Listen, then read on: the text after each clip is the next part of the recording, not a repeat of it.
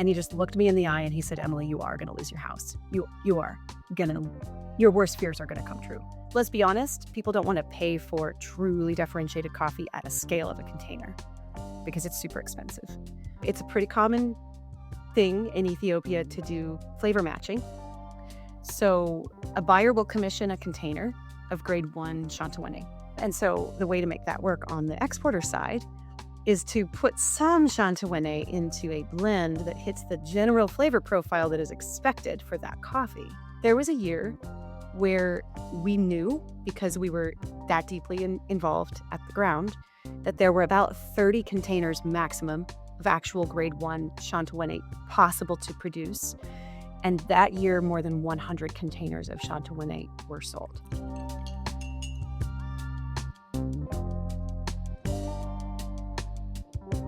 Hi, everybody. I'm David Paparelli, co-founder of M-Cultivo, and welcome back to the Cupping Table podcast. On today's episode, we are lucky to host Emily McIntyre of Swift Coffee Sourcing, a relatively new importer to the U.S. market, but Emily is definitely not new to the coffee space. She's got 2 decades of experience, and that is just unbelievable in today's world in coffee. Rare find. So, Emily, I just want to welcome you to the podcast. Oh, thank you, David. Such a pleasure to be here. So, Emily, we have a tradition on these things where we usually ask the first question of just what's the best cup of coffee that you've had recently? Oh, love to answer that. A Sadama special prep lot my team produced in Ethiopia that's still prior to the pre-ship stage just blew my mind. It drew me back 10 years. So, when I was getting started in Ethiopian coffee, we narrowed in on this particular region, which is now well known, but at the time it was just being dumped into Sadama coffee. So this is Karamo, this particular area. It's pretty remote. It's beautiful coffees, high altitude. And I still remember the first time I tasted Karamo coffee, and I realized it had the botanical qualities that I saw in a fantastic cocktail. I was a cocktail writer. I'm still completely obsessed with cocktails, cocktail culture, and development. And it was almost like a perfect gin and tonic coupled with this tropical fruit, almost tiki combination, mangoes, coconut, not the cloying coconut, but just this explosion of flavor and punchy, super punchy, extremely balanced. I know that valuation of coffees is in a huge change in our industry right now. I just finished the CVA upgrade of my Q license. But what I would say is I think it's hard to argue that a coffee like that, a coffee that has this incredibly structured acidity and has this, you almost taste the story the moment that it hits your palate. And of course, that's because I have a story with it, but strangers are blown away by it. This is an exceptional coffee. So yeah, I got to revisit all of that fun in a cup a couple weeks ago. I'm super excited to bring that in this year. So yeah, that would be my favorite cup. So, Ethiopia, you spent a lot of time in Ethiopia. That was a cultural experience. That was a coffee experience. That was a business experience. It was a political experience. I'm sure it was all the above. I'm curious on just what you said on kind of this idea that we kind of have these regions of coffee that develop. And do you feel like Ethiopia is breaking or will break out into these micro regions as these places become more well known? Is it deserving of that, or are kind of the regions and the frameworks that have been built around Ethiopia a fair assessment of kind of identifying where those coffees have come from and the terroir that they represent? That's a really great question. So when I moved to Ethiopia in 2016 for 6 months over the course of a harvest, and then since then worked extremely closely with co-founders, partners, and a lot of different levels of collaboration. It was prior to the liberation of the coffee sector in 2017. Prior to that, coffees were just dumped into buckets, essentially. There were grades and there were regions.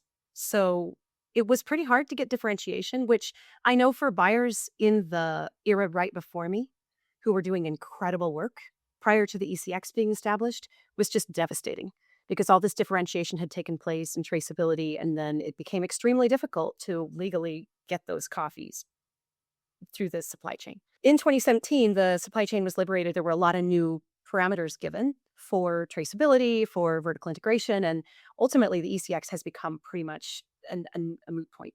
I haven't talked to anyone about the ECX in years, which is crazy.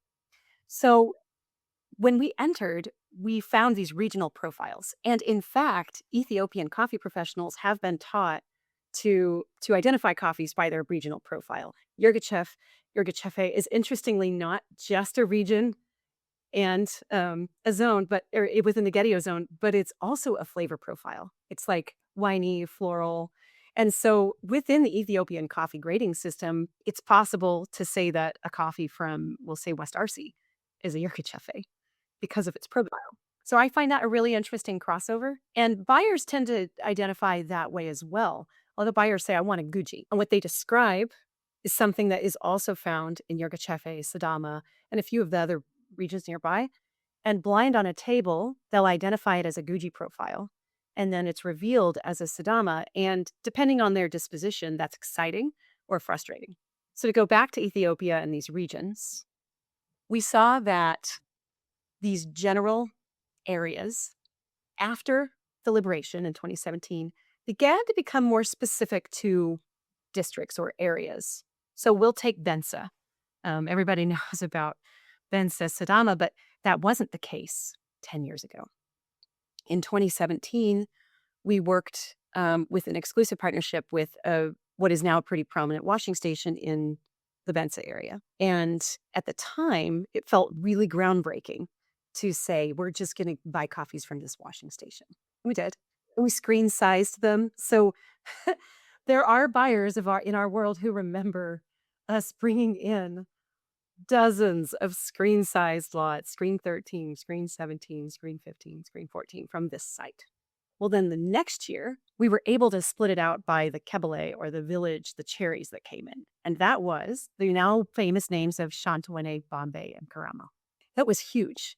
We got to get taste differentiation. So Shantawene, Karamo, and Bombay are not the same at all in their flavor profile. Then the following year, it got even more differentiated.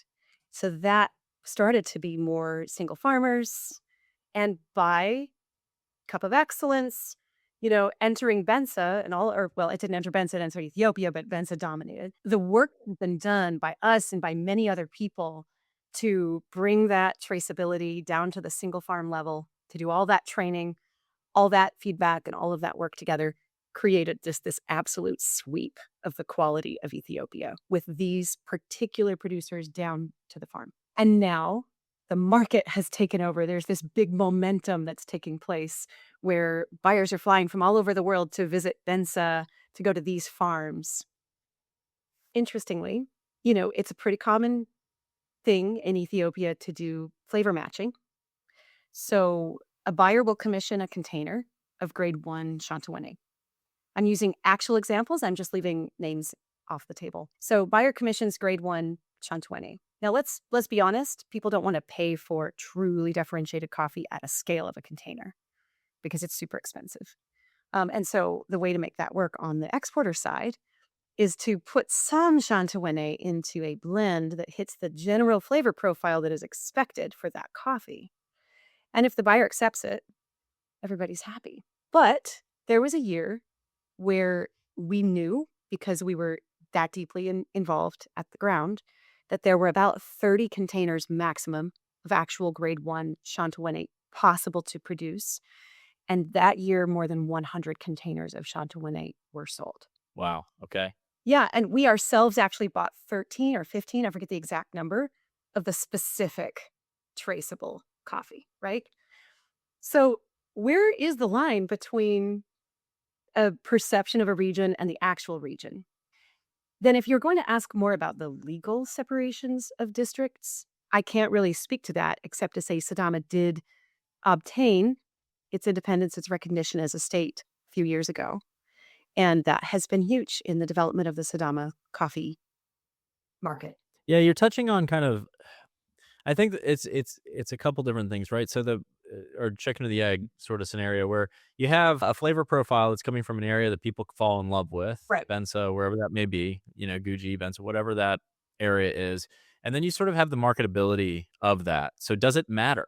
I mean, because that becomes the question: is does it matter if it goes that way? All these other coffee origins that we tend to function in is, we're kind of in this kind of luxury auction space, and so we're often trying to define, okay, well, what does that mean? Like, what is exceptional coffee versus specialty coffee versus, which and is where does that segmentation lie? like a super It evolving it industry right now.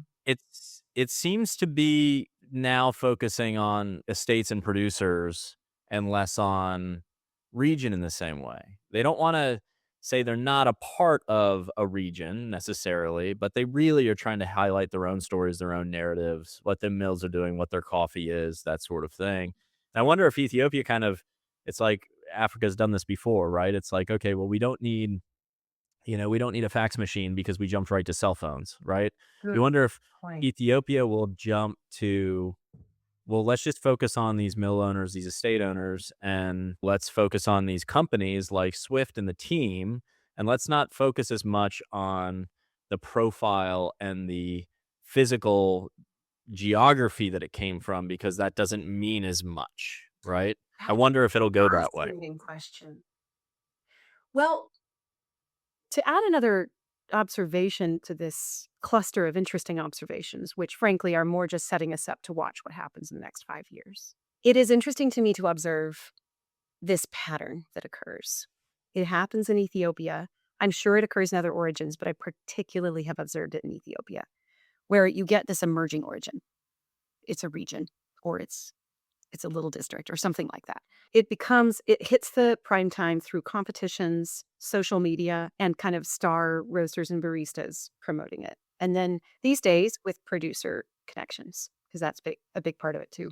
It becomes expected. There's a flavor profile. So this happened with, we'll use Bombay. I mentioned Karamo. Same thing happened with Karamo, but Bombay is actually a really good example of this. This is one of those sub-districts within Bensa, which is a district within Sidama.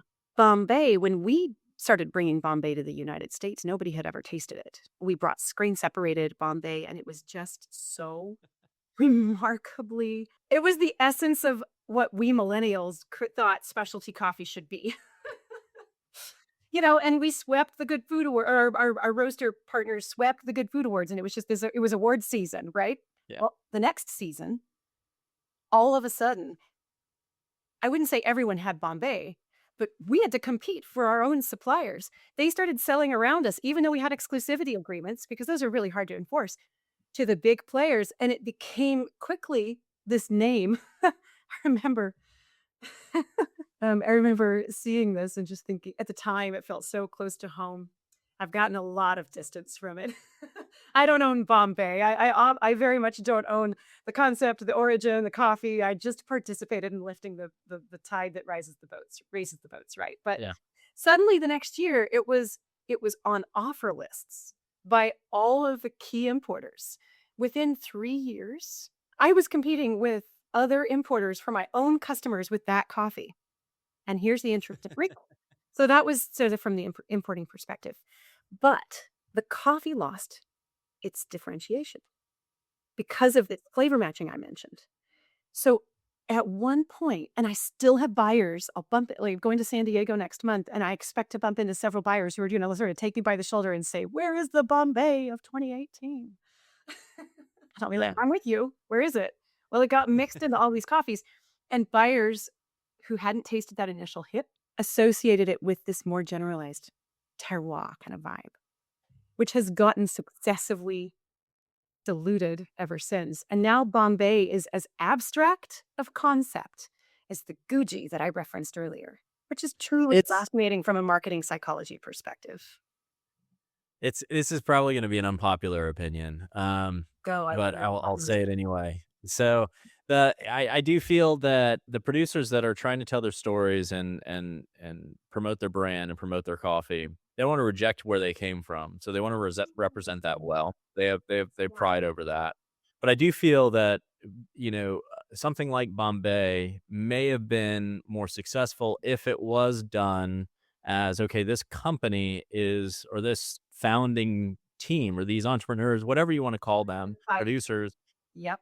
have identified, and this is Bombay. They do Right. this, Right. Like and then they can kind of own that brand of what that coffee is in a more kind of inherent way. Like, it is kind of mine. And that's not the most, coffee way of saying that, socialist way of saying that, but it is sort of No, it's I think you're helpful right, in actually.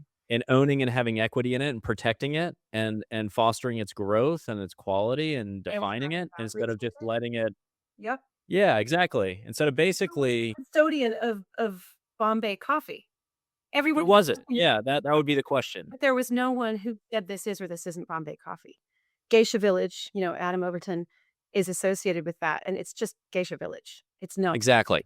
It is a Yeah. thing. It has boundaries, and everyone knows what it is. You grapple with it whenever you work in Ethiopian coffee because it's such a powerful player, to your point. Right, and it can't be there can't be fraud around it. It can't be corrupted in the same way that you were saying that Yirgacheffe could Right. potentially have been with blending in different flavor profiles that just Totally. or different coffees that just meet the flavor profile. Yep, yep, yep. Like, you have to sort of protect it. There is some traceability and some integrity around this, I feel like, that it needs to come back to a person. I Well, don't know if I that's would true in kind of Ethiopia in the add same that way. it's interesting because I think we in Western culture tend to associate something like flavor matching with corruption, but it isn't. It's legal. It's fine.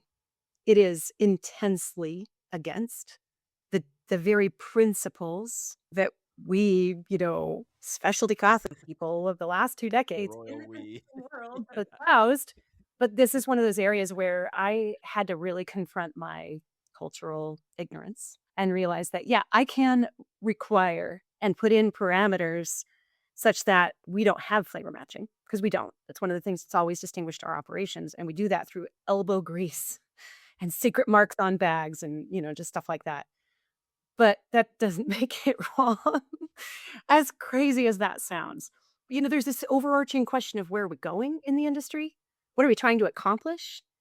And I do think specialty coffee, especially at the high echelon, like really M-Cultivo is essentially the hub of the highest echelon of specialty coffee. And we tend to have an outsized opinion of our own merit and our own perspectives, and that we have these parameters around transactions which work when you're only buying a bag or 2 bags and you're paying for air freight and it's going to be the crown jewel of your collection, and it doesn't work at scale. And one of my personal journey has been very much on an independent path, going from that. And I believed when I was leading Catalyst Trade, I genuinely believed with my co founders that we could scale that. And our failure in 2023 was the extension of just learning that no, there's actually a ceiling. There's a ceiling to that level of excellence and investment. So scaling coffee has to be a sort of bridged thing. We can bring principles from both sides to create our own version of this. But yeah, for me, at this stage in my career, I'm pretty much focused on taking key principles that I learned and built during true hyper specialty focus, keeping some of the fun stuff, keeping those exciting coffees, but then the backbone of the business is really actually more like full container and larger lots of nice value coffees that are sourced according to the principles of specialty coffee, but that move the needle for the average human involved in that supply chain. Everybody has to find their niche in this supply chain. I think people are not quite aware sometimes of where they might fit in that. This might just be a question for Swift, but I think it'd be helpful for other people. Is where do you find kind of a resilient, sustainable business model in coffee? If it's not, it's like you need both a niche to focus on, so you don't drive yourself nuts by doing everything, because there's a lot of things to be done in coffee and different ways to frame an import business, a roastery business, a cafe business. Um, but is it for you? Did you just kind of, say, "Okay, our niche was too narrow, we need to expand that slightly, and we need to take more of a portfolio approach?" Is that kind of where you landed? Or what would you say would be kind of a business model you believe in coffee, that would, that will let you last for the next 5 to 10 years and beyond? Sure. It's a great question. I've spent so much time thinking about it. When Catalyst closed, it took with it all of my young zeal and naivete. And it also took, I mean, I had personally guaranteed the business. And so it was a hugely personally impactful thing. And I had to confront that what I had built was super special. There was no denying it. Anyone who was in our world, I mean, we began talking when we were scaling Catalyst, and those were some fun collaborations. We did an auction together. It was a intensely special little node in the coffee universe. But it was not sustainable ultimately, which was bizarre to me when I realized what was happening because I had been building it with the idea that we were on the track to sustainability. Now, business is far less set in stone than we like to tell ourselves as entrepreneurs because luck and risk are really two sides of the same coin. So we have to embrace that. But to your question, I took what was essentially 18 months, 2 years, somewhere in there, just pondering the business model. In an MBA class, I was taking questions from other class members, and they were like, "What would you do again?" And at the time, and I was hot, spicy, I just said, "I would never start another coffee company ever again. There is no sustainable business model." But that was emotion speaking, and that's fine. It's not strategic. So yeah, I realized that I think the portfolio approach you mentioned is a good way to say it. I could go work at a multinational doing specialty coffee or bridging into commodity. That's something I could do, and I would enjoy that. I would enjoy the scale of it, especially in the leadership role that I would take. But where I really enjoy doing coffee is creating new solutions for existing problems with people I respect. So that's actually what brought me back is I said, let's see what of this model was good and then add in some new pieces. So Swift is almost like an 80-20, that gloriously cliched principle 80-20 everything is it's not a bad way to think. So it's essentially it's 80% just our foundations line, which is in Peru it's like 84-ish at 85. Sometimes if you're lucky, I mean, frankly, sometimes we're very lucky and it's an 86, but we aim at 84 value priced coffees. We won't land anything, most likely we won't land anything over $5 in that range in the United States. And it's really nice coffee. It's the backbone of a an espresso blend. We do the same thing in Ethiopia. It's just 85 plus. And we are keeping our product lines so simple this time around. Catalyst, we had I think there was one time we had more than 100 SKUs. Yeah, no way. And then our Alta line, which are the fun, sexy, exciting coffees that are traceable and single producer and extremely isolated or some kind of a special prep or story behind it or high scoring. That's our 20%. It works. So Catalyst was the other way around. We would occasionally move a value coffee, but we were all exciting coffee, which is really exciting to be part of. But it is so high touch. Yeah. Well, and you I think people don't realize this, but when you have 100 different SKUs, um, you really almost building 100 different supply chains. You would know this more than anyone. It is so complex. Then you think about the marketing requirements for that. How do you talk about 100 different coffees, right? And more So to the point, how do you train your team to talk about 100 different yeah, coffees? right. It's a really difficult problem. I am curious on kind of your business model on that. There's so much talk in the industry. I feel like this is something that's coming back around. Like it was a thing 10 years ago, and now it's a thing again. Where producers, and this might just be kind of a pricing issue that's come up in coffee with prices going up and going down, the volatility of all this. But I feel like you have more and more producers talking about becoming importers Ah, in these different regions than ever before. And the assumption is, well, the challenging assumption, which I personally don't agree with, is probably part of the reason we're talking, is there's a need for importers. There's a need for these people. They aren't just traders or middlemen or name your term of these things. It's there's kind of real work to be done here and a real business to be done here. But what advice do you give to producers when they come to you and say, hey, or when you start talking about them becoming importers or just kind of going directly to roasters? I'm in a unique position here because I have publicly scaled, failed, started, scaled, boutique, origin specific importers. And I've been extremely public about my learnings along the way. So I've got this trail of breadcrumbs that leads these producers directly to my email. And Yeah. so I do a lot of informal or formal consulting with these folks. And honestly, David, my key advice is don't do it. It's just way harder than you realize. The capital requirements are harder than you realize. Getting your book of business established is a 5-year slog. And you need dedicated people to do that. And you need a runway that most people don't have. Vertical integration is a wonderful thing, actually. It's fantastic. But it can be accomplished through joint ventures, it can be accomplished through various types of partnerships and collaborations. And what we find is something that I myself have been very prone to and am actively reining in. It's just this entrepreneurial shiny object syndrome, sort of chasing opportunities. But what happens when you do that is that you get super overextended and you don't deliver even on your original value proposition. And you're not equipped because what importers do is more about finance than it is about coffee transmission. And that I didn't know that when I got into it. It was a real rough surprise that took me years of growing to meet the demands. Um, and then the other thing is this: roasters might like the concept of direct access, but we are not where we were 10 years ago, or let's say 15. Because at that point, there was not much saturation for this model. And you could get real traction by showing up as a person of color or a person who was from an origin country and walking into a roasting company with samples. You could get customers. That was a viable sales tactic. It is no longer that. Roasters are so overwhelmed by options.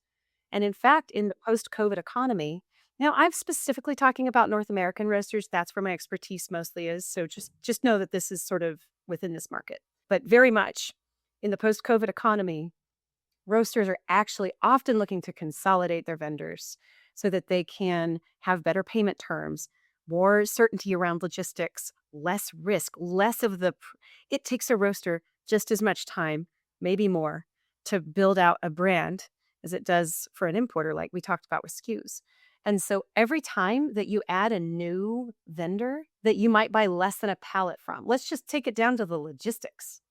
You're a roaster, you're a roaster in Indianapolis, and you go through a decent amount of coffee per year, such that you're actually able to buy pallet at a time and have it shipped, right? Which is the basic unit of efficiency for a roaster at this level.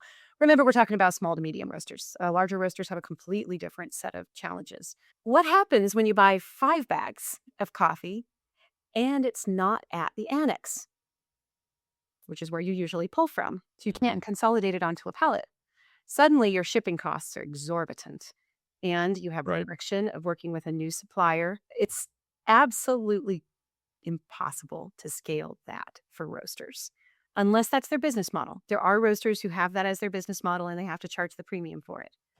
So I would say that there is also a demand for more importers because the consolidation in the industry, which happened in the 22 to 24 range, of which my past company, Catalyst Trade, was part. There were others, Sustainable Harvest, etc. The specialty coffee industry kind of got wiped clean of a lot of the players. Those that remained were a little locked down sometimes with capital, and they were less aggressive because they were in survival. And so that is one of the reasons that I chose to open Swift. I saw there was still a need for that.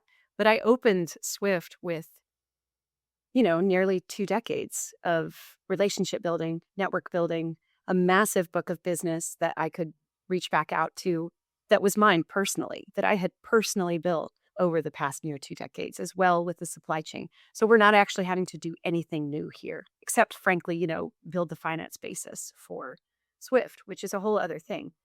So to recap and to wind up my response to your question, I get the thought that because there was that consolidation, that there's room for new importers. That does not mean that exporters, and especially does not mean that producers without an export license, should suddenly work on importing into the United States. They will probably learn some very hard lessons that I'll be sad for them to face. Mhm. And their goal of more market access, better profit margins, more control over their stories, that can be met in other ways, like partnering with specific and well-established boutique importers, of which there are a really nice stack right now in the United States and in Canada. I had this described to me the other day by someone who's working in the space, and it was this idea that um, producers are all about kind of establishing more direct trade channels. They believe Right, it they gets want better agency prices. control. This idea is a great idea. Yeah, more control. Yeah, I can now own the market, and me owning the market, there's value to that sort of thing. And hey, and then the logic goes, and hey, look at all these roasters talking about direct trade, and they must want to do this. And I think the fallacy in that is, yeah, well, they can kind of access those narratives and those stories and those supply chains through other means of, listen, I've been working with Emily for two decades now, and I trust her, it works, the product arrives on time. You wouldn't believe how many people I've ordered food where the product doesn't arrive. And, honestly, my priority on working directly with, like, calling a producer and organizing a container and putting it on the water and doing it, like, that is very low on my stack of priorities as a roaster. I'm just not thinking about it very often. I'm thinking about all of the other things of running a roastery, right? Well, and it's the same for roasters. It's gotta be a measured if you wanna start importing or you wanna start arranging containers and you wanna start doing this actual direct trade work, it's a huge capital requirement. It's a ridiculous learning curve. Should have seen the spreadsheet that I built in 2019 to figure out how to import my first container. It's insane. And Yeah. that was prior to chat assistance, and I didn't have any contacts to call to learn about importing, and I did a ton of research, read through all the documents on the US Customs and Border Control. Like, it was insane. Should a roaster really be taking that on when they can call me up and know, because of our history together, that I will do Right. what I say I'm gonna do? Yeah. So And yeah, you'll provide the buffer sad too. gap. It's a sad gap. And then there's, like, let's call it out. There's a hypocrisy inherent in this direct trade talk. Because what is direct trade? For decades, we've been trying to define that, and the definition has shifted. And it has shifted sometimes not toward more ownership, but toward less. And if it's shifted in response to real economic challenges, real competitive advantages or disadvantages in the market. And so direct can simply mean I have a phone call relationship with my rep at a company that tells me that they do good direct work. And a lot of roasters are completely fine with that. And then they'll use the narrative of specialty coffee. And I was at one point a long time ago pretty hot about that. I was in the trenches and I felt like you don't get to own that. But then I now have a very realistic perspective, which says that, oh, you kind of get to own that because I'm doing that. You pay me to do that for you. My job is to cushion you from a bit of the origin reality while still giving you that access. That's part of what you're paying for is the sensation of being deeply aligned at origin. And I am a trustworthy conduit for that. And producers need to be realistic about what that means. If they try and go around me to a roaster, it's not going to end well for them usually, nor for the roaster. And I don't, I vet my producer relationships too very openly about, look, I'll bring my buyers your way. And I talk I have agreements that my buyers sign when they come to Origin too, that they won't attempt to cut out me as the central host of that relationship. You mentioned earlier this concept of middlemen, and I've heard so many nasty terms about middlemen. And these days when I hear it, what that signals to me is ignorance because you don't build a supply chain without multiple players. Would you like to cut the bank that finances the coffee out? Would you like to cut out the freight company that moves your coffee or the border patrol folks who clear it? Would you like to cut out the annex or CTI or whatever warehouse is holding your coffee? Or would you like to cut out your freight broker who moves it to your would you like to cut out the person who guarantees the quality for you? That's the employer who takes all the risk up front, who holds your coffee as if they were a bank and doesn't get paid like a bank and releases it to you at your discretion. Good luck. Importers Yeah. serve a necessary place in this, and I'm proud to be providing those services, but I will not participate in this performative shame around being a middleman because it's stupid and it's just uneducated. I said the word stupid, coming on pretty hard here. I actually have a lot of sympathy and grace for people who are learning the industry. I was there myself. I still have things I'm learning the hard way. You should see me sometimes just taking huge leaps and then having to backfill the information and frantically calling all my advisors. What did I do? Tell me how to get through it. So I really the word stupid was sort of too harsh, but genuinely it is ignorance. Yeah, it's when you start digging, as you said, I mean, you quickly get to how do we define direct trade and what do I want ideal to look at, and am I willing to invest the amount of time, money, effort Right. required to achieve that end? And that's probably an unfair question. I would say that is an unfair question for the small to medium sized roaster to answer in a way that's fully educated. Yeah, you're right. Just Why would they even know what it takes? you wouldn't. They couldn't, and they don't have access to the time, money, resources, all the things that it takes to achieve it or learn those lessons, really. So, it's like, how do you go on that journey? I mean, I learned everything back asswards. I literally started Catalyst Trade with zero understanding of what I was getting into and a lot of great intentions and super hard work. And I myself found all this stuff out backwards. So, yeah, I get that.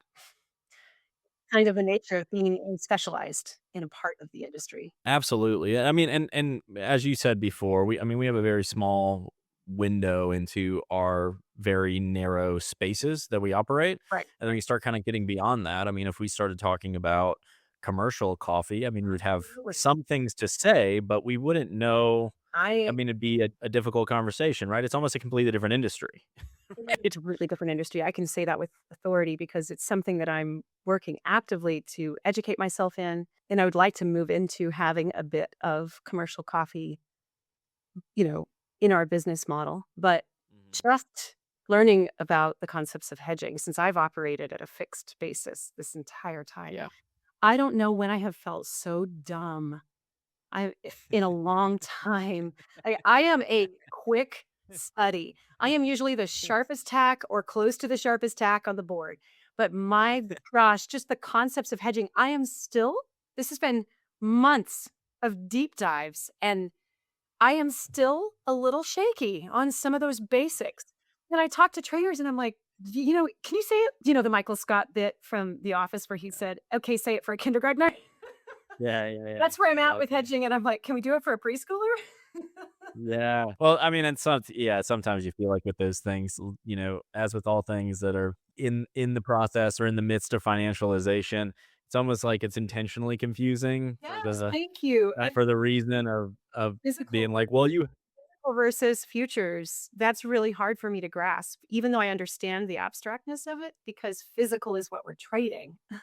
yeah, and I do think some of that is just uh trying to the sophisticated financial products are absolutely needed at times. It's an insurance policy, right? You need those things It to is a occur, bit special but scale, but it is also a very you need yeah, but I mean yeah, it's sort of are you guys just muddying the waters and making this overly complicated so I pay you to do it for me an awful lot of money instead of oh, me just yeah. figuring this out of my own? I think that's realistic, yeah, and, you're playing at such high stakes, margin call and container can wipe out, profit for a year for small businesses, and so Absolutely. that is a consideration. Dangerous game. Well, you moved on. You moved from you mentioned Catalyst, you mentioned moving to Swift and the relationships you've been able to maintain during that process. I think the fear for a lot of people who have started a business and they want to stay in the same industry or they might return to that industry and that business doesn't quite work out in the way that they thought it would in one form or the other, whether, using your words, whether they fix it, they sell it, or they close it down, right? These kinds of things. How have you done a good job stewarding the relationship sort of in the coffee space for Emily and then kind of pulling those along with you to this new adventure, which is Swift? I feel like for a lot of folks, that would be a very scary thing. It's a really good question. Um, I mean, it start with a story and then answer the question. So 2023 was when Catalyst just we were unable to keep the momentum going. There were a whole lot of reasons there, and I'm not getting into that here, but I'm an open book and enjoy talking about that. It's a really interesting business case study. learned a lot of things. But I had private knowledge of what was going on as the CEO prior to it becoming public, of course.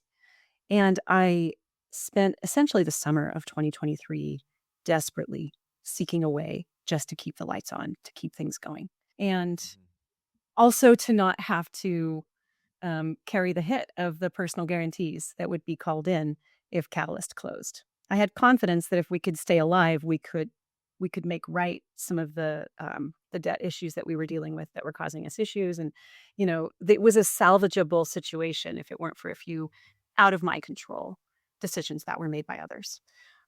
So I just didn't have anybody to talk to. It was very private hell. I'd walk into my office and the people that I recruited, that I loved, that I coached would look at me with fear in their eyes. And they would try to read my face. And I don't have a poker face. It's not possible for me.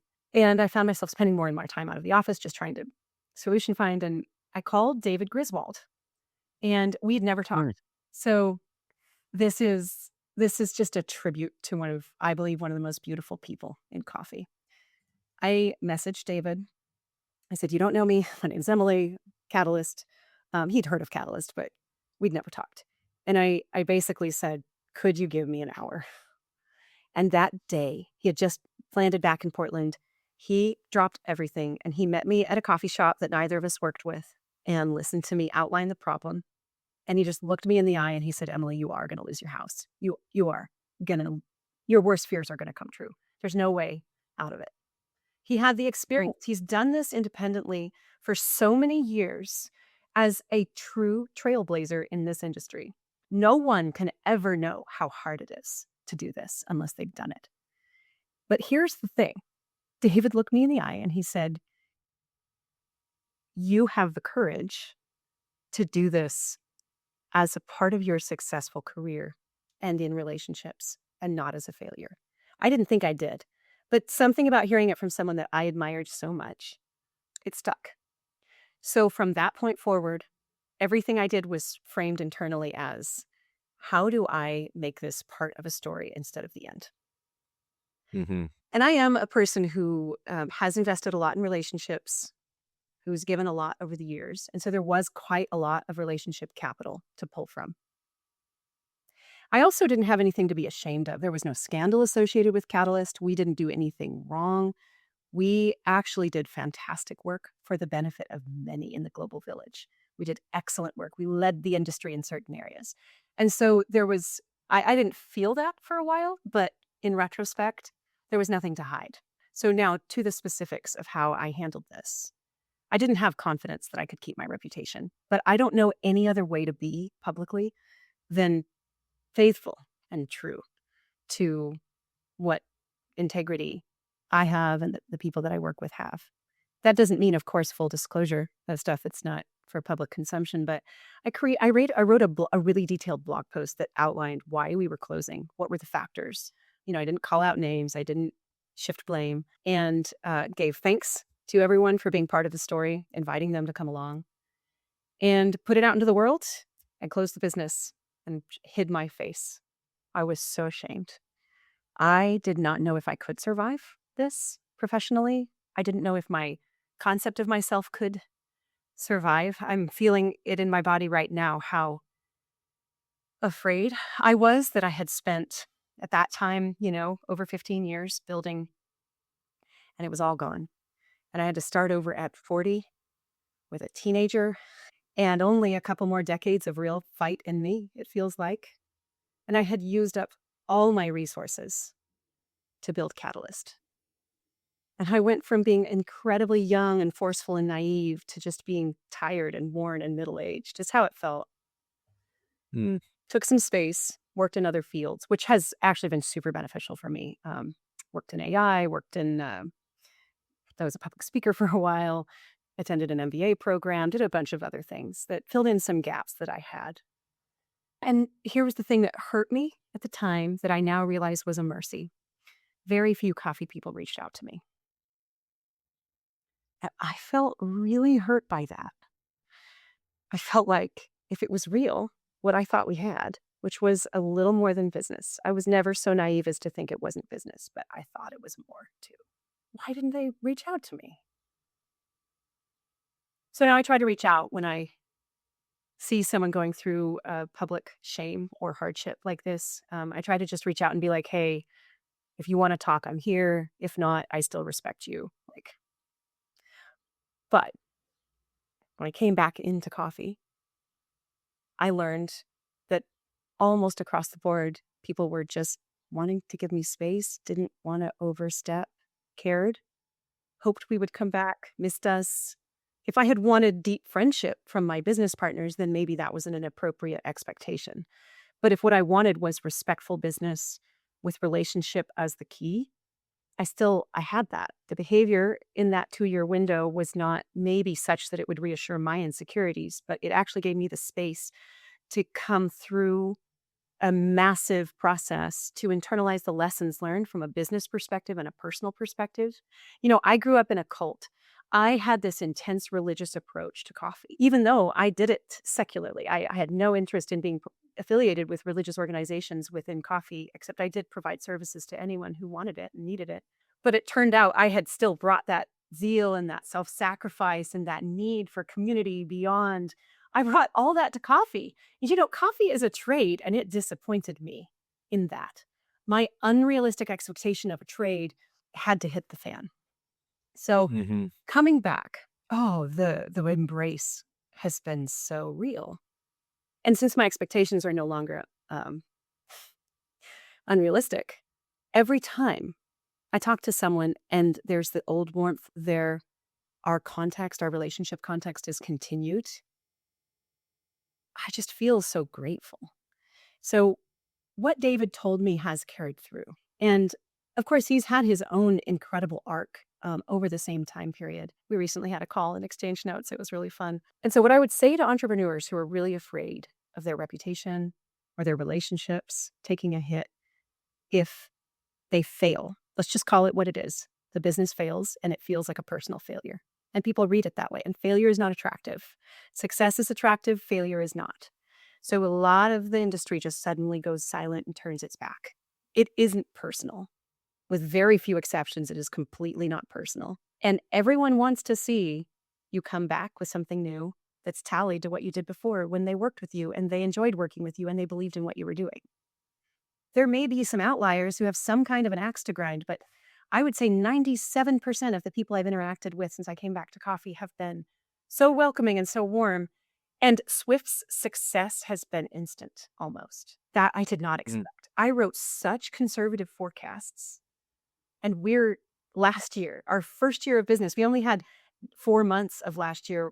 No, 3 months with coffee in hand. We did the same numbers that I was projecting for 2 years out in volume and everything else.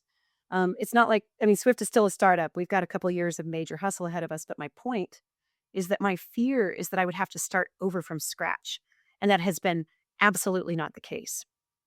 Having a really good, articulate completion of a story arc is really gratifying. I'm a storyteller. I write books, I write stories. And one of the things I know is that the human brain is wired to get all of the pieces in a story tied up. It's really uncomfortable to us at a level we can't quite name when the story just cuts off. What happened to Uncle Andrew? You really built him up. Why is Uncle Andrew not in the end? Your climax here is not containing an Uncle Andrew thread. This is dissatisfying. And so it is innately satisfying to people in an industry where it's a small industry and we kind of all know each other or of each other, or if we don't, we're just 1 or 2 steps removed. It's gratifying to most people that Emily McIntyre came back with another act that is coherent to the past and smarter, more mature, easier to trust. It's deeply satisfying to all of us. So I would just say, don't let your fears rule you. Just know that it isn't an easy path. But entrepreneurship is not easy, and we cannot control our outcomes past a certain point. I get different entrepreneurs that are trying to think through things, reach out. I'm sure you get the same sort of thing, right? In coffee, outside of coffee, hey, I'm thinking about this sort of thing. And I find it so difficult it's sort of the advice you give to producers, right? The first advice is sort of don't do it kind of thing. I think then there's kind of this next layer of things, which I'd like to think is true, which I had a mentor call it kind of facing down. the dragon, which is kind of, okay, play out the worst case scenario in your mind. Ah, Okay. you asked, How you where's lose that? your house. Yeah. Just don't avoid that. Just get after it. Like Yeah, play that scenario out. right, And the realization depends on the person, the situation, all of that. But generally the realization, if you're starting a business in the US and and you're fortunate enough to kind of be in those circumstances, that sort of thing, is the worst case scenario is pretty bad, but I'll get through that as right, well, right? right. And my advice shifts to, well, if you start a business like you did, and then you are on an accelerated learning curve that can't possibly be matched by someone in a mid-level corporate job. Quite It true. just Or an MBA it it just in most of the it just won't happen. So then you end up being 40 business fails, face down the dragon, right? Is that are you better off or worse off than if you just sat in mid-level corporate job for 10 years and saved up all your money and like didn't have those stressors around you, right? And I think that's a personal question for a lot of people. I was just gonna say that I think that boils down to your priorities in life. Um, there are people like myself who aren't wired for corporate life unless it's pretty entrepreneurial and leadership oriented. There are people who cannot handle the risk of entrepreneurship. And then I would add to the fear setting, which is great advice. Don't just look at the fear, game it out. This is what I've learned over the years is that fears don't do much except point our attention to things we may need to consider. And then after a certain point, they're useless. It's rumination, anxiety, distraction, indulging in confusion. And so, what's actually useful if you're going to do the thing is take those fears and really explore them and then look at what you can do to avoid them coming true. Because if I'd known, I was so new. I mean, with my background, I knew how to balance a checkbook. And I was extremely high integrity. Like I would never touch a penny that wasn't mine, right? Which is a good thing for a financial officer. But my goodness, was I unequipped. Catalyst was actually founded with a board member who was meant to handle all of our finance, and he didn't do a thing after we founded the company. And so I had to quickly fill that gap. And where it's really useful is that if I'd known the consequences of signing a personal guarantee, obviously I knew, okay, I'm not unable to read, but I didn't know how it would feel. And I didn't spend any time considering that when I signed those personal guarantees. I was dead set on what we needed to accomplish with that capital. And I signed those guarantees.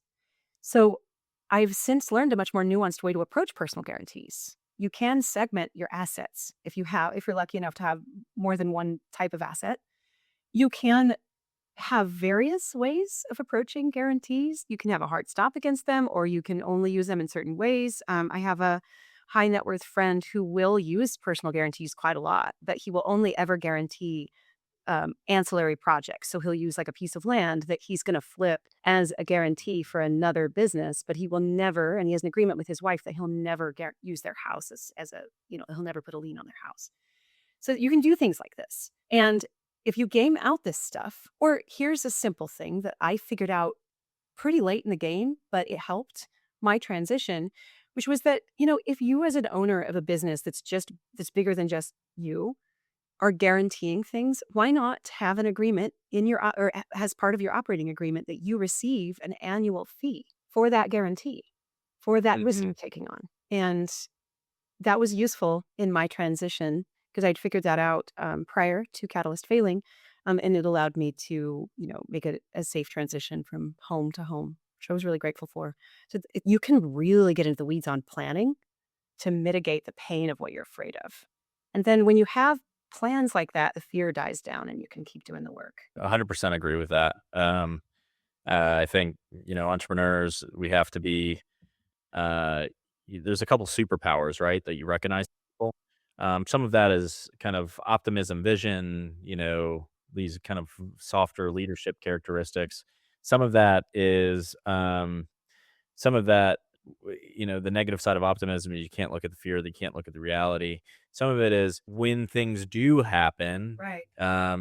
people that can work through those challenges have to mourn quickly and move on, which is a difficult thing to do. You are in a position where I don't see many people do this, but I feel like extended the mourning period longer than most to really process through all of these things. And I felt like you did it in a pretty healthy way. You launched a podcast where you kind of talked through some of these things. You did some writing, you talked to people, you went to get an MBA, you tried other industries out. It was like this, but it did feel, I don't know if it felt like this for you, but looking in on hearing your story, it kind of looks like this extended period of mourning to get back into potentially get back into coffee. I remember when we talked, you were like, "I'm not doing coffee anymore. I can't do it." I'm like, Absolutely, and David. I think I Yeah. and I think I told We you at had the those time, I was like, reach out, and who we stayed in contact with, and I loved that. I was deeply grateful, and yeah. well, I mean, I remember chatting with you and kind of, and I think I told you, but thinking through, I was like, "Man, you got 15 years and like coffee so well. What a shame. It's not that that won't translate to other things, but this seems like don't throw this in the garbage, You were right. right?" And I will say, when you're really in an industry and you're really good at what you do, it's super painful to go start over in other industries. People are not very nice and you don't have any cred and you have to learn a bunch of skills that feel irrelevant. It's boring compared to coffee. I am a bit of an adrenaline junkie, it turns out, with business and uh, never not interesting over here. It's a geopolitical situation or it's a logistical situation or a finance situation or huge opportunities. And it's just, yeah. No, you were right. You're quite right. Well, I want to go forward looking just very, at least I'd feel bad if we didn't touch on it, but just briefly on, you mentioned you worked in AI, you mentioned, you're kind of building Swift, and Swift is in this new environment, right, where technology is more readily accessible. Right.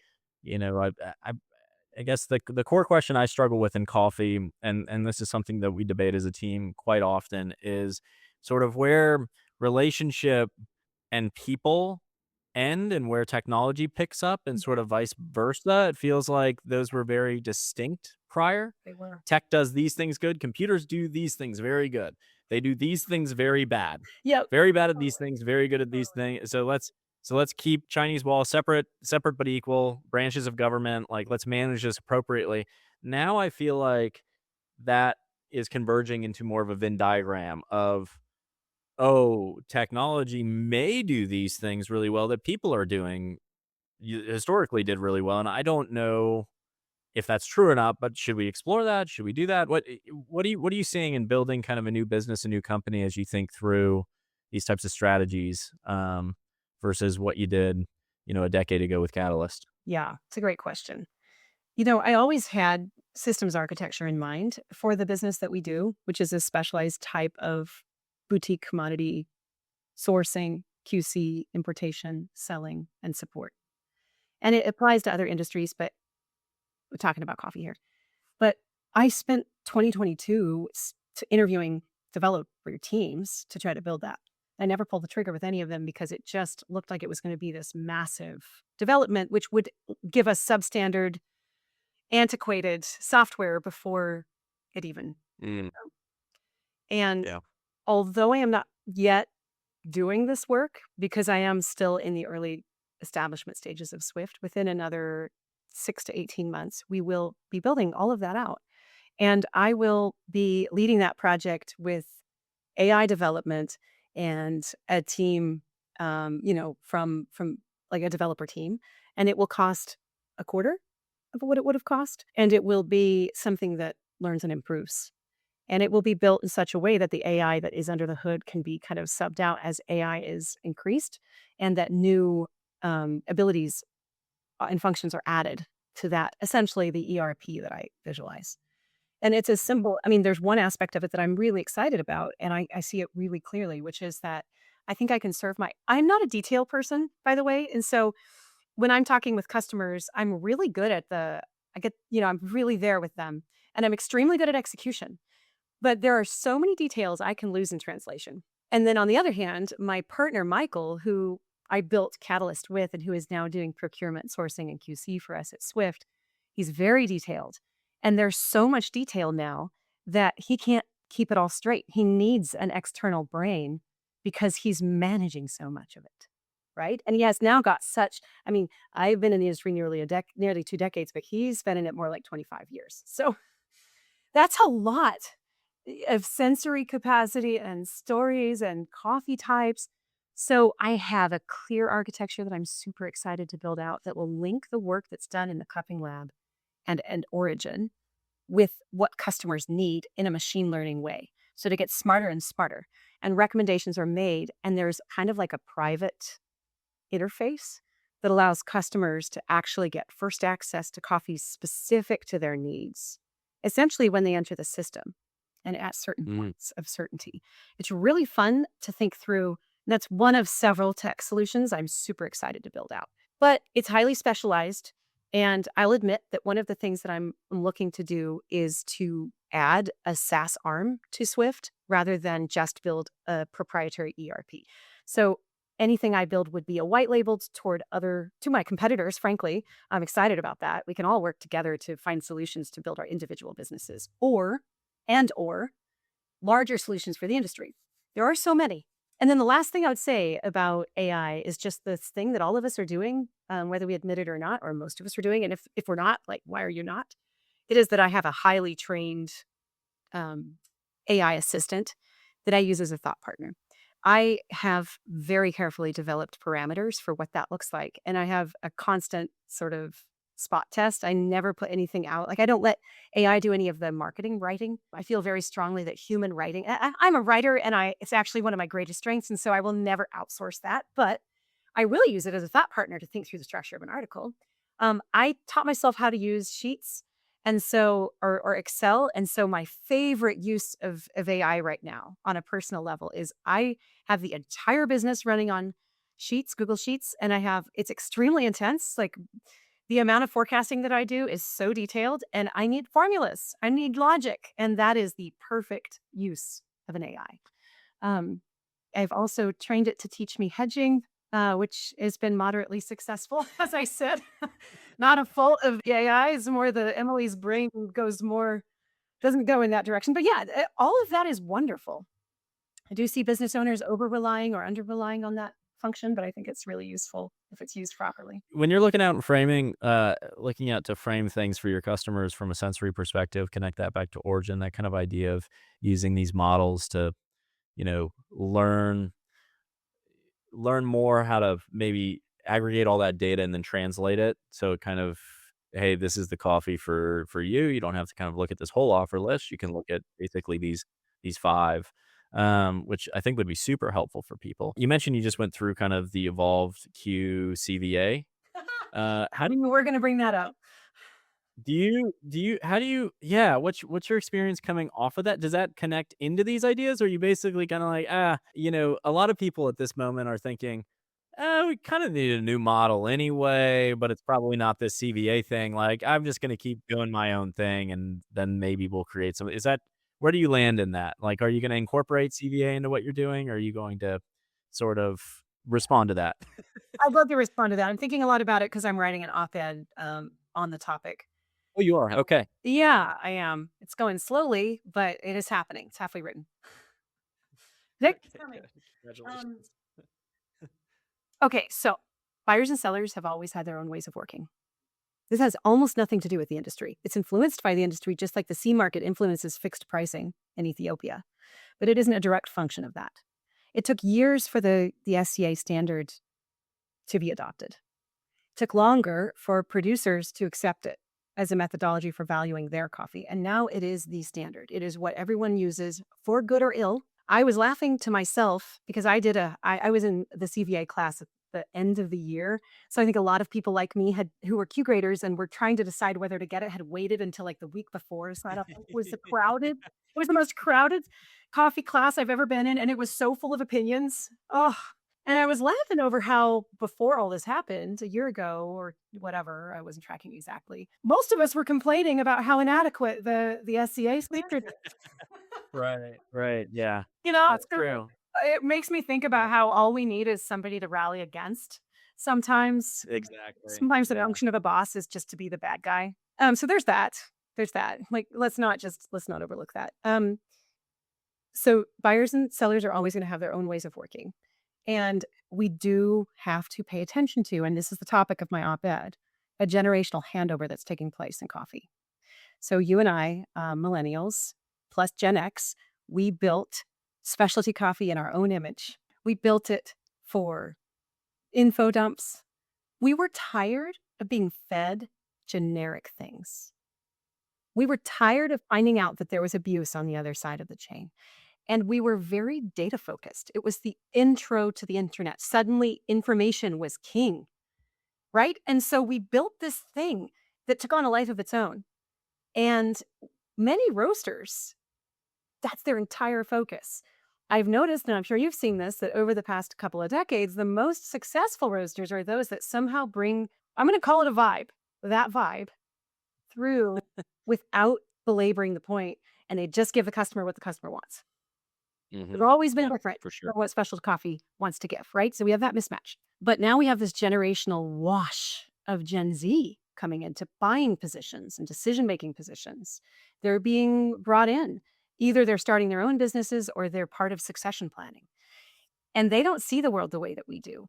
For them, more info is not better. They know that that can be a lie. They have very hot BS detectors. They know how easy it is for corporations to change the narrative. And so there's this skepticism around all of that, which is kind of refreshing and real. I have a 14-year-old, so bottom end of Gen Z. And I've been informed I'm a millennial texter. It's partly because when I say ha ha ha, I separate those words, ha ha ha. Yeah. Apparently, I also am a millennial emoji user. But um, separate from the discomfort of generations, let's acknowledge the utility of Gen Z's really leaning into coffee for how it functions. So is it gonna give me caffeine? Does it give me caffeine? Is it gonna boost my self-image? Like, this is functional. This is what we've always been doing. We just kidded ourselves for a long time that the other thing mattered more because it mattered to us, the few people who thought that we owned the industry. And so there's this big transition, and the CVA is the perfect example because it is 100% about the use case of the person buying the coffee. And I can find that offensive if I want to, that somebody could rank what I would call a sub specialty coffee at 95 points. That it is deeply offensive to me as a trained Q grader who has been buying and selling coffee that is valued in a way that is consistent for a long time. Yeah. But I understand the point. Now, lastly, we do need industry standards. We need a way for buyers and sellers to talk. And my one of my big concerns about the CVA is that once again, we've taken agency away from the sellers, the producers.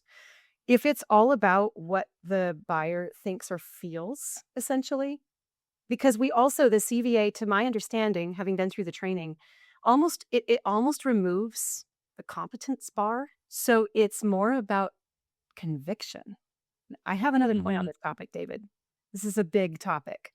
So conviction becomes a rationale for purchase, for negotiation.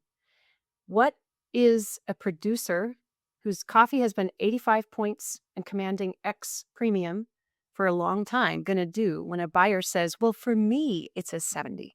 And so I can only give you a dollar less than what you expect. That producer is then in a position where they're forced to accept that valuation or contest it. But because it is so individual to the buyer, there is no external standard to use to square it up. It's like third party mediation. You need somebody both parties agree upon objective to square up that negotiation. So then to go back to this concept of conviction, these days I'm watching our political landscape and I'm observing conviction is rewarded over complexity. Certainty Right. is prized over research, over thought processes, over consistency, over integrity. And that's driving the way the world is working now. So, of course, we're seeing it in buying and selling and valuation and sensory analysis in coffee. I think there's a risk there. I love that idea of shifting towards conviction, and then there's probably sort of an extrapolation of that, which really leans into like a con man sort of approach, right? Well And as so, sort of moral variability, relativism as because we use moral terms for coffee. So I don't think I'm overstepping by saying it reminds me of the argument of moral relativism. If it's yeah, all about exactly. individual judgment, then where's the north? Yeah. And I struggle with this is I mean, I struggle with this with kind of receiving any information, like, so in certain areas of life where if you're in coffee, you can think on things at a deeper level. With in certain areas of life, I don't really my brain doesn't wanna do that, right? Like, I have I these actually want mental to heuristics. accept a simple conclusion when it comes to um, buying ketchup. Let's use another product. Right. Yeah, I have a premise, like, and then so We that prefer I Trader have a Joe's. belief framework. You throw in a premise, and I can accept or reject that. I don't have to accept that as a potential reality, right? And so if a buyer comes in and says, "Well, this is actually a 70, even though everybody else gave it an 88," and you have to accept that premise because that premise comes from me, and I inherently have value because I've gone through this CVA program. It's like, what are we what are we doing here? Oh, yeah. We're empowering individuals into mini tyrants in its most extreme perspective. I actually do see value in the CBA, but if you follow that logic, the other thing we're doing is we are absolutely ignoring the massive power difference that is in place between buyers from consuming countries and producers. And the whole premise of specialty coffee over the last 2 decades has been to lower that dynamic, to decrease the gap so producers have agency. And this new way of valuing coffee, to my perspective, and I get that I'm being a little moralistic here, but genuinely it resets the power dynamic negatively for the producers. Mm, And well, as a producer advocate, it makes me sad. I don't think that an uneducated 18-year-old who doesn't understand how industry works and doesn't know how money works and doesn't know the producer should be able to take their first origin trip and go and say, "Oh, we're not going to buy this coffee because it doesn't really fit our needs." There's a lot more that should go into that. to communicating that why, at least the why behind it. There's an integrity to this. Recently, I made the mistake of cupping coffee after I'd had a garlic bagel. I haven't made that mistake in a long time. So long, I forgot how it wipes out my taste buds. And I got on the table, and 88 point coffees tasted like 86s. And what I did was, I had a massive moment of crisis of conscience. And I thought, I screwed up. I have a duty to my producer partners to value their coffees appropriately. They trust me to do that. They sometimes give me favorable pricing because they know that I never take advantage of that. I got to recup these tomorrow, and I'm never going to do this again. Now I remember. Like that is the level of responsibility we should be taking in this supply chain. And if I don't want to make it all an emotional appeal, but why aren't we doing this instead of widgets? I think there's a couple different ways this could play out. My if I go over if I think kind of the next 5 to 10 years to watch this, will it be adopted? Will it not be adopted? I feel like the most likely scenario for me is that if you do turn everything into kind of this more subjective approach, and then you try and apply numbers to make it look more objective, then what you're really risking is that you dilute the entire model to where it's like it is nothing. If you try and be everything to everyone, you're nothing to no one sort of idea, right? And so I think that's sort of where we shift. And the people I talk to, I think some people are in it and not in it. I've heard arguments of, well, isn't coffee always been subjective? I'm like, well, Yes, it yes, has. but also, But we've also worked yes, hard and to keep it from being subjective, not embraced it. yeah, like you have to kind of face that down. Like you can't just say, oh, it's subjective. So let's just, Oh, that's a cop out. everything's subjective. That's a complete cop It's out. like, We it know it's doesn't, subjective. That's why we established somewhat objective standards and train people to calibration, which is not perfect, but it is an external standard against which we can have these conversations. it is something, yeah. So that's where I think it might be going, but I do appreciate your perspective of, you know, uh, kind of reorganization of power dynamics and potential information asymmetry in the supply chain to be held and That's a kind of really good way to state it. negotiating power and in what this actually is, which is trade, right? We're Right. really just negotiating with each other. Like Exactly. that's what it comes down to. Exactly. I would add that I think it's a pretty useful thing to calibrate with clients. So, like, if you are a roaster and you need to calibrate with your wholesale clients, it's perfect. It doesn't require much education. And it actually does let you get synced up. So that's a great use of it. What I have trouble with is the way that it's supposed to be imposed over the cupping. Why can't we have something that's better than, but maybe based on, since we're all familiar with it, the cupping form that we all know for buying and selling green coffee? and then develop tools for retail facing. Why are we trying to use one tool for the entire industry when there are different decisions being made? I don't get it. I agree. Yeah, anyway, I think it'll be super interesting as you start building out some of those tools for yourself and for Swift. Totally. I'm pretty intrigued. We'll probably, I'm going to I'm going to build a custom cupping app for our team. And so it will be probably a blend. But Yeah. I'll definitely lean toward the traditional model though, because that's what our team uses. That's for our buyers and sellers. Yeah, I mean, you start with a certain framework, you build off of that, and then you'll learn a lot of lessons along the way. So I'm excited to see what you guys come up with there. I think it's much needed. I think what you said is exactly right. The whole thing does remind me of that quote from well, I can't remember which one of the Batman movies, but Gotham deserves a better classic criminal at the Joker. Um, Yes. it's like so anyway, if you're looking for a title for your op-ed, it can be specialty coffee deserves a better classic criminal. That can be Yeah. We need to can rally be what with you go something with. that's more effective. Exactly. Well, Emily, thank you so much for the time today. Thank you for sharing. Thank you for being so open and transparent, not just with your model, but with kind of your life, your story. I think a lot of people, I know I've gotten a lot of value out of it, but I'm sure others will too. It's rare to see somebody who's kind of on this entrepreneurial journey and path, not basically try and become a self promoter, right? And kind of hide all the stuff that's, I mean, the tendency is to hide everything. Everything's going great. Everything's fine. We're going There's to a be, reason for that. There's a reason for that. and there's no, but there is value to just this authenticity that you bring to the table. So thank you so much for doing that. Thank you for joining us on the conversation today. Always a pleasure. Oh, it is absolutely my pleasure. I always enjoy talking with you. Thank you so much for the time. I'm very excited to hear how this turns out. Yeah, that sounds good. I got to go eat a garlic bagel now. You didn't sell me on the Sidama. You sold me more on garlic bagels. Man, I've had a whole bagel renaissance lately with my little family. It's hard in the UK to find great bagels. We need to get there. Well, I'm in Kansas City. I'm not saying that we have the best, but boy, we've got a New York style kosher bagel spot that just, it's at least once a week. It's called Meshuggah's, and so we call it McIntyre. Everybody gets up early, goes gets a bagel before the day starts. It's kind of I love that machine guitar. yeah. Oh my god, the Irish and yeah, it's just Yep, here a we big are. We're old just Scots Irish over here eating bagels. yeah, that's it. All right, Emily. Well, you have a Okay, great well, rest of you your had day. a fantastic day. Goodbye. Thank you so much.